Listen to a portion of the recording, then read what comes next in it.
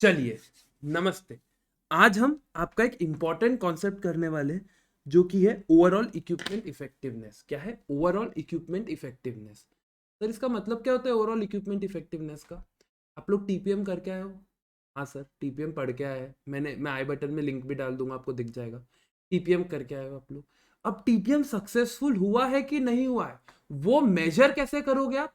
Sir वो major करने के लिए जो अपन टूल या जो अपन चीजें यूज करेंगे उसको बोलते हैं ओवरऑल इक्विपमेंट इफेक्टिव। नेम क्या बोलता है? ओवरऑल, पूरी तरह से इक्विपमेंट इफेक्टिव है कि नहीं है ये चीज चेक करना है, इसको बोलते हैं ओवरऑल इक्विपमेंट इफेक्टिव। अब ओवरऑल इक्विपमेंट इफेक्टिवनेस करने के पहले आपको 6 फैक्टर्स पे ध्यान देना है। 6 फैक्टर्स पे ध्यान देना है, 6 लॉसेस पे ध्यान देना है। मैंने क्या किया है, वो 6 लॉसेस अवेबिलिटी, परफॉर्मेंस और क्वालिटी के बेसिस पे बांट दिया है। क्यों? क्योंकि ओवरऑल इक्विपमेंट इफेक्टिवनेस निकालने के लिए आपको availability into performance into quality करना पड़ता। तो ये आपको जब केस स्टडी लिखनी होगी तो सॉरी, तब आपको पहले एक्सप्लेन करना होगा कि ओवरऑल इक्विपमेंट इफेक्टिवनेस के लिए 6 लॉसेस चाहिए। वो 6 लॉसेस मैंने आपको याद करने के पर्सपेक्टिव से इस रेशियो में बांट दिया। अवाइबिलिटी, अवाइबिलिटी का नाम एज द नेम सजेस्ट क्या है? कब रिसोर्स कब कब अवेलेबल है। क्या है रिसोर्स? कब कब अवेलेबल है रिसोर्स। ठीक है, रिसोर्स कब कब अवेलेबल है। अब रिसोर्स अवेलेबल रहेगा लेकिन कब कब नहीं रहेगा? जब बेटा है तो इक्विपमेंट फेलियर हो गया, वो इक्विपमेंट ही बंद हो गया भाई। या फिर सेकंड, सेटअप टाइम बहुत ज्यादा लग रहा है। यार इक्विपमेंट को ना, मेरी जैसे फॉर एग्जांपल एक मशीन है, उसमें ना गेहूं जाता है और वो आटा पीस के आता है, फॉर एग्जांपल ऐसी मशीन है। अब यार वो सडनली बंद हो गई तो तब वो अवेलेबल नहीं है। या दूसरा, मेरे को सुबह उसको चालू करने के पहले इन्वर्टर चालू करो, जनरेटर चालू करो, वायर खींचो, बहुत बहुत बहुत मजूरी है। क्यों? ये सब सेटअप टाइम है। इतना टाइम मेरा रिसोर्सेज अवेलेबल है क्या? नहीं है सर, इतना टाइम आपका रिसोर्सेज अवेलेबल ही नहीं है। देन ये 2 लॉस का में आएंगे सर, ये अवेबिलिटी के इसमें आएंगे। Then performance. अब बेटा परफॉर्मेंस समझो कि इक्विपमेंट परफॉर्म कैसा कर रहा है, बेटा काम कैसे कर रहा है। ठीक है सर, परफॉर्म तो अच्छा कर रहा है लेकिन ना बीच बीच में माइनर स्टॉपेजेस हो जाते हैं। क्या होते हैं बेटा? Minor stoppages. जैसे 5 घंटे इक्विपमेंट चल रहा है ना, यार बीच में सडनली 4-5 मिनट बंद हो जाता है, या बीच में सडनली कुछ तो डाउन टाइम आ जाता है, बीच में कुछ तो प्रॉब्लम आती है 4-5 मिनट की, बहुत बड़ी डाउन टाइम नहीं है। क्योंकि बहुत बड़ा रहा तो अवेबिलिटी, अगर रिसोर्सेज पूरे टाइम के लिए अवेलेबिलिटी से हट गया तो वो अवेबिलिटी में जाएगा। लेकिन माइनर स्टॉपेज, छोटे मोटे स्टॉपेजेस है, जैसे 1 टन गेहूं के बाद बेटा उसको 5 मिनट रुकना पड़ता, वो हो गया माइनर स्टॉपेजेस। या फिर 1 टन क्या, जैसे मैंने बोला 1 टन के बाद अगला जो 1 टन गेहूं है उसके लिए इक्विपमेंट थोड़ा स्लो चलता, तो रिड्यूस स्पीड। चल रहा है इक्विपमेंट लेकिन स्पीड कम हो गई है। अवेबिलिटी में रिसोर्सेज पूरा ही बंद हो जाता है। परफॉर्मेंस में रिसोर्सेज चलता है, सिर्फ छोटे छोटे मोटे प्रॉब्लम्स आते हैं या फिर स्पीड कम होती है। ये दोनों आते हैं परफॉर्मेंस में। काय में आते हैं? परफॉर्मेंस में। फिर क्वालिटी में सिंपल है, क्वालिटी तो नेम ही सजेस्ट करता है। या तो मेरे जो टोटल, जैसे 1 टन से, फॉर एग्जांपल 1 टन गेहूं से मैं 1 टन आटा बनाता हूँ। अब क्या हुआ भाई, पता नहीं क्या प्रॉब्लम है मशीन में, 1 टन से 0.9 किलो, 0.9 टन ही आटा बन रहा। ठीक है, मतलब 1,000 किलो गेहूं से 900 किलो ही आटा बन रहा। ये एक प्रॉब्लम हो सकती है, रिड्यूस आउटपुट। या दूसरा, यार क्वालिटी तो वैसे मैच ही नहीं हो रही, गेहूं उसी मतलब आटा उतना फाइन ही नहीं हो रहा जितना फाइन मेरे को चाहिए, गेहूं से उतना फाइन आटा ही नहीं बन रहा। तो क्वालिटी के दो चीजें, या तो quality up to the mark नहीं है या तो रिड्यूस्ड आउटपुट है। ये देखिए आपके स्टडी मैट में भी यही दिया हुआ है। ओई मेजर करने के लिए आपको 6 लॉसेस आइडेंटिफाई करने। ये 6 लॉसेस है, मैंने 6 लॉस को अवेबिलिटी, परफॉर्मेंस, क्वालिटी के इसमें बांट दिया ताकि आपको लर्न करने में इजी हो। ठीक है, नेक्स्ट। अब ये जो ओई है ना, ये आपको प्रैक्टिकल पर्सपेक्टिव से बहुत काम का है। जितने प्रैक्टिकल क्वेश्चन अगर आना है ये चैप्टर से, तो मोस्ट प्रोबेबली ओई से आएंगे। जैन 21 में पूछा है, जुलाई में पूछा, तो पूछते हैं ओई, ओई रेगुलर पूछते हैं, तो ओई पे ध्यान देना आप लोग। अब सर ओई के लिए सबसे पहले आपको निकालना पड़ता है availability ratio, performance ratio, quality ratio. Availability ratio, performance ratio, quality ratio, 3 ratio निकालने पड़ते हैं। अब तीनों रेशियो निकालते कैसे? तीनों रेशियो का मतलब क्या होता है ये अपन एक क्वेश्चन से समझ लेते हैं, सिंपल। ठीक है, हाँ सर चलिए ना, क्वेश्चन देखिए, आपके स्टडी मैट का ही क्वेश्चन है। इसमें क्या होता है, एक कीवी लिमिटेड नाम से बंदा होता है जो स्पेयर पार्ट्स बनाता है और high volume, large number of transaction बनाता है manufacturing environment. Company TPM use कर रही है। जैसे ही कंपनी टीपीएम यूज कर रही है, आपको याद आ जाना चाहिए कि सर टीपीएम मेजर करने के लिए ओई यूज होता, ओवरऑल इक्विपमेंट इफेक्टिवनेस, अपन ओई बोलेंगे। ठीक है, और इंटीग्रिटी के लिए there are several different automated manufacturing located in plant through which manufacturing of spare parts are done and supplied to cater, simple ना। अब आप ध्यान देना, अब क्या बोल रहा है, एक 12 आवर की शिफ्ट होती है। कितने घंटे की शिफ्ट होती है? शिफ्ट होती है सर 12 आवर्स की। Is schedule to produce spare part kiwi as shown in schedule below, ठीक है। The shift has 3:15 minutes break. चलो ठीक है, यहाँ लिख लेते हैं, ढंग से सॉल्व करते हैं ये क्वेश्चन। इससे कॉन्सेप्ट समझेगा, इसलिए थोड़ा बड़ा वीडियो होगा। 12 आवर की शिफ्ट होती है। सो 12 आवर मतलब हमेशा याद रखना इसको मिनट्स में कन्वर्ट करना। मतलब बेटा 720 मिनट्स शिफ्ट, एक्चुअल शिफ्ट है ये। यस सर, ये आपने प्लान किया इतने घंटे का होगा। नेक्स्ट, अब मुझे बताओ, the shift has 3:15 minutes break and 10 minute clean up time. आपको पता है ये शिफ्ट में क्या है, कौन सा ब्रेक है, पहला वाला 15 मिनट छोटा ब्रेक है और क्लीन अप टाइम है। तो यहाँ अपन लिख देते हैं ब्रेक और क्लीन अप टाइम। एक सेकेंड, ब्रेक 15 मिनट्स का ब्रेक है, ठीक है। ब्रेक है 15 मिनट्स के 3, मतलब 45 मिनट्स, और क्लीन अप टाइम है, क्लीन अप टाइम है बेटा कितने का, 10 मिनट्स का, ठीक है। And clean up time 10 minute का। तो टोटल कितना प्लान टाइम है मुझे बताओ।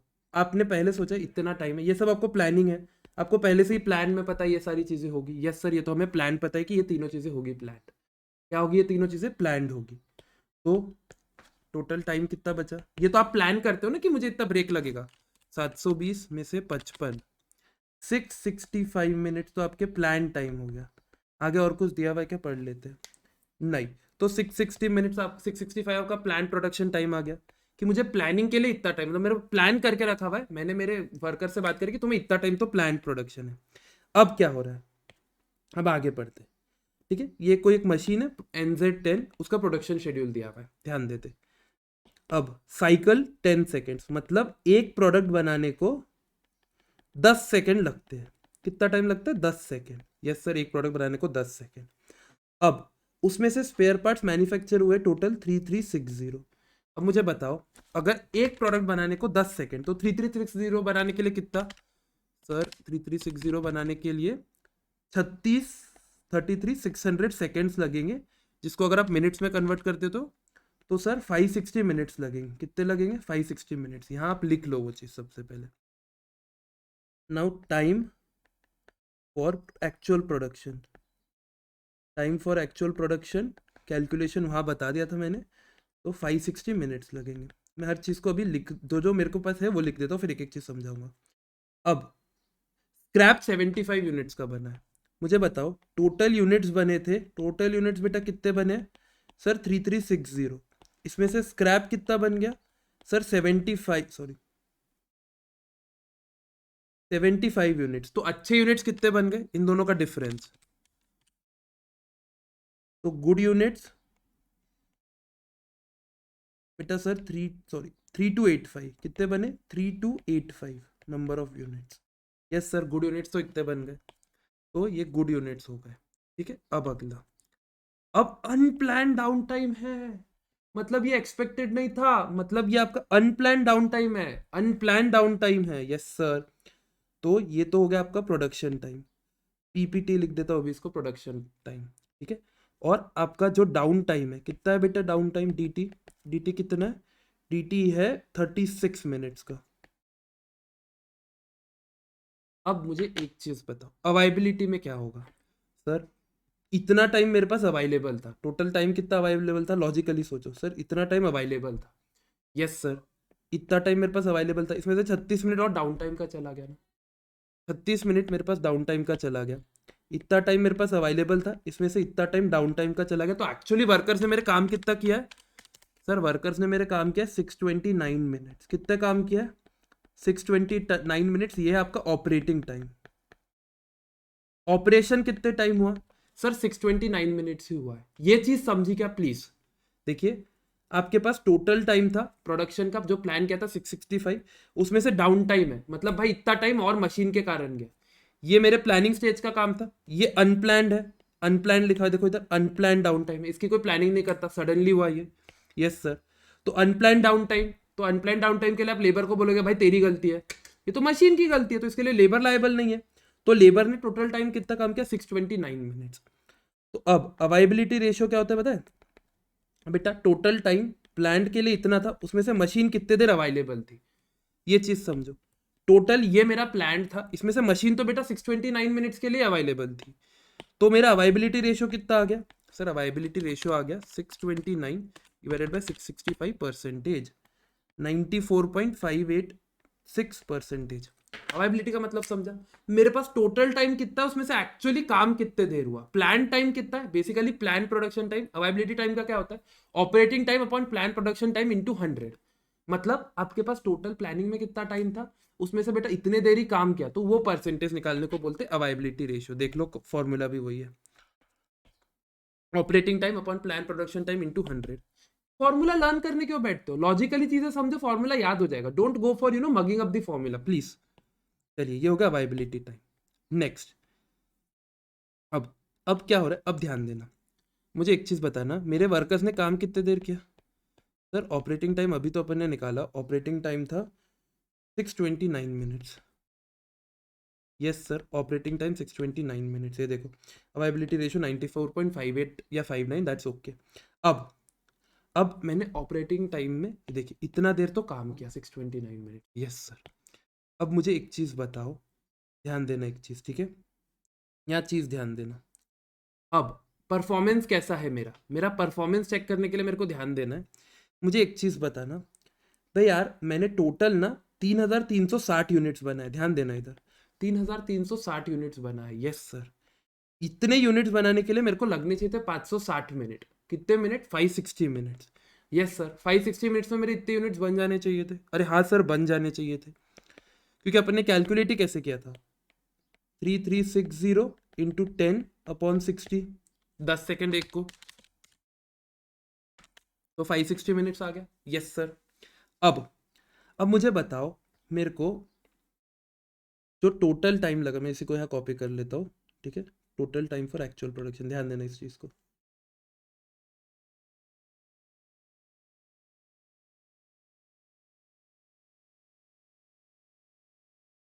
ठीक है, टोटल टाइम और एपी एक्चुअल प्रोडक्शन, मुझे 560 मिनट लगा। यार ये परफॉर्मेंस बताएगा कि नहीं? परफॉर्मेंस मतलब ही क्या होता है, यहाँ ध्यान दो। परफॉर्मेंस पे अपन ने ध्यान दिया है, माइनस स्टॉपेजेस या रिड्यूस स्पीड के कारण कोई चीज़ अफेक्ट हुई है, तो ये इसी के कारण हुई है ना बेटा। आपकी स्पीड कितनी रहनी चाहिए थी? आपको 629 मिनट्स में कितने यूनिट्स बनाने चाहिए थे? 629 मिनट्स में आपको एक्चुअली बेटा 629 मिनट्स में आपको इस तरह कितने यूनिट बनाने चाहिए? 10 सेकेंड्स पर यूनिट लग रहा। Yes sir. तो बेटा आपको 3774 यूनिट्स बनाने चाहिए थे। हाँ सर। आपने बनाए कितना है? आपने बनाए हैं बेटा, कितने यूनिट्स बनाए? 3360। यस। अब इसको सॉल्व करने का दो तरीका है, दो मेथड है। या तो यूनिट्स के बेसिस पे कर लो, या तो टाइम के बेसिस पे कर लो। ICI पहले यूनिट्स के बेसिस पे करता था, कभी टाइम के बेसिस पे करता है। दोनों ही अप्रोच सही है प्लीज, दोनों अप्रोचेस सही है, कोई गलत नहीं है। दोनों अप्रोचेस सही है, या तो टाइम के बेसिस पे या तो यूनिट्स के बेसिस पे। मुझे ऑपरेटिंग टाइम 629 मिनट है। बेसिकली इसको मैं ऐसे सोचता था, भाई मेरे को 629 मिनट्स मिले, उसमें मेरे को टोटल यूनिट्स बनाने थे 3774, मैंने बनाया 3360। मतलब मेरी परफॉर्मेंस कम है, मेरा परफॉर्मेंस कम है। कितना कम है? 3360 अपॉन 3774 इंटू 100। कितना होता है वो? 3360 divided by 3374 into 3360 divided by 3774 into 100, 89% availability ratio. ये हो गया यूनिट्स के बेसिस पे। नहीं सर, हमें तो टाइम के बेसिस पे। ठीक है बेटा, टाइम के बेसिस पे लो। 560 अपॉन 629 इंटू 100, 89.03। यहाँ भी वही आएगा, प्लीज कोई ये नहीं बोलना, 89.03%। समझा? तो बेसिकली परफॉर्मेंस का मतलब क्या होता है? तुम कैसा काम कर रहे हो, तुम कैसा काम कर रहे हो। तुम्हारी स्पीड कम है, रिड्यूस स्पीड, तुम्हारी स्पीड कम है। स्पीड कैसे कैलकुलेट करते? यार तूने जितने यूनिट्स बनाए ना 3360, उसके लिए एक्चुअली तेरे को 560 मिनट ही लगने थे, लेकिन तुझे लगे 629 है। भाई तुझे ज्यादा लगा, क्यों ज्यादा लगा वो बताते परफॉर्मेंस। नेक्स्ट, या तो तूने 629 मिनट्स काम किया बेटा, तुझे उसके हिसाब से 3774 यूनिट्स बनाने थे, तूने बनाया 3360। तो यूनिट्स के बेसिस पे लो या टाइम के बेसिस पे लो, आंसर सेम आएगा। आई विल रेकमेंड टाइम के बेसिस पे लो, थोड़ा इजी हो जाएगा। ठीक है, टाइम के बेसिस पे लो, थोड़ा इजी हो जाएगा। चलिए अब बेटा एक ही चीज बची। हाँ सर, क्वालिटी। हाँ, अब क्वालिटी के लिए मेरे को बताओ, मैंने टोटल कितने यूनिट्स बनाए? सर 3360 टोटल यूनिट्स बनाए। Yes sir. इसमें से गुड यूनिट्स कितने बनाए यहाँ पर ने लिख लिया sir. Good units 3285। Good units मैंने बनाया 3285। कितने बनाए? 3285। यस सर, गुड यूनिट्स मैंने 3285 बनाए। तो बताओ मेरा क्वालिटी रेशियो क्या है? सर अच्छे यूनिट्स तो देखो सर, आप अच्छे यूनिट्स 3285 बना रहे हो, टोटल 3360 बना रहे हो इंटू 100, मतलब 3285 डिवाइडेड बाई 3360 परसेंटेज 97.76% आपकी क्वालिटी है। मतलब अगर आप 100 गुड्स बनाओगे तो उसमें 97.76 अच्छे होंगे। क्वालिटी का मतलब समझा? क्वालिटी मतलब कितने गुड्स तुम अच्छे बनाते हो, क्या परसेंटेज, उसको बोलते हैं क्वालिटी रेशियो। कितने गुड्स तुम अच्छे बनाते हो। अवाइबिलिटी का मतलब तो आपको समझ ही, अवाइबिलिटी नहीं है, sorry my bad, this is performance. Performance ratio का मतलब समझा? परफॉर्मेंस मतलब बेटा तुम परफॉर्म कैसा कर रहे हो, तुझे टाइम कितना लग रहा है, जितने तूने यूनिट बनाए उसके लिए टोटल ऑपरेटिंग टाइम में से तेरे को कितना टाइम लगा। और अवाइबिलिटी तो आपको समझ ही गया कि भाई प्लान था मेरे को इतना टाइम होगा, उसमें से इतने टाइम ही इक्विपमेंट अवेलेबल था, अवाइबिलिटी। फिर परफॉर्मेंस, टोटल बेटा तूने जितने यूनिट्स बनाए ना उसके लिए टाइम ही कम लगना था, तेरी स्पीड कम है तो वो वाला रेशियो। एंड थर्ड, तूने जितने यूनिट्स बनाए उसमें से क्या स्क्रैप माइनस करने का, उसको डिवाइड कर देने का। ठीक है, अब क्या क्या आ गया, ये आ गया 94.586, 89.03, 97.76। तो OEE क्या होगा इन तीनों का मल्टीप्लीकेशन, तो 97.76 इंटू 89.03 इंटू 90 आई गेस 4.586, 94.586। अब इन तीनों का मल्टीप्लाई कर देना। तो अभी मैं मल्टीप्लीकेशन नहीं कर रहा हूँ, वो आप यहाँ से देख लेना। ये देखिए, ठीक है, दैट इज 82.34। कितना था वो? 82.34 आता। 82.34, थोड़ा परसेंटेज का ऊपर नीचे, बट ठीक है, 82.34 आंसर आता। ये हो गया आपका ओई, ये आपका ओई हो गया। अब एक चीज और, यहाँ लिखा हुआ है कि अगर आपका ओई अच्छा है तो उसके लिए ओई को मिनिमम 85% के ऊपर होना पड़ेगा। 85% के ऊपर होना पड़ेगा ओई को, अगर उसको अच्छा रहना है तो। ठीक है, अवाइबिलिटी को अच्छा रहना है तो उसको 90 से ज्यादा रहना पड़ेगा, 90% से ज्यादा। परफॉर्मेंस को 95% से ज्यादा, और क्वालिटी को 99% से ज्यादा।